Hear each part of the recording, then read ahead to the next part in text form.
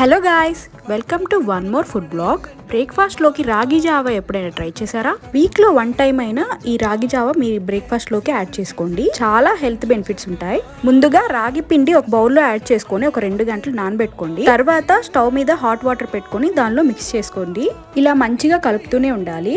అలా బాగా థిక్కెన్ అయ్యేంత వరకు కలుపుతూనే ఉండండి. రాగి జావా గట్టిపడిన తర్వాత స్టవ్ ఆఫ్ చేసేసుకొని ఒక 10 నిమిషాలు అలానే ఉంచుకోండి. రాగి జావా చల్లారాక ఇప్పుడు కొంచెం పెరుగు యాడ్ చేసేసుకొని దానిలో అయితే మిక్స్ చేసేసుకోవాలి. ఇలా మంచిగా ఈ మిశ్రమాన్ని అయితే బాగా కలుపుకోవాలి.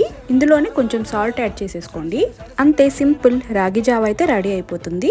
ఈ రాగి జావకి సైడ్కి ఎలాంటి అప్పడాలైనా టేస్ట్ ఇస్తుంది, ఆర్ ఎనీ ఫ్రై ఐటమ్. నేనైతే కాకరకాయ అప్పడాలు అయితే తీసుకున్నాను. ఇంతే, సింపుల్ బ్రేక్ఫాస్ట్ అయితే రెడీ అయిపోతుంది. హెల్దీకి హెల్దీ, సింపుల్కి సింపుల్. నా ఈ హెల్దీ రెసిపీ కనుక మీకు నచ్చినట్టయితే ప్లీజ్ సబ్స్క్రైబ్ చేసుకోండి. Thank you, bye.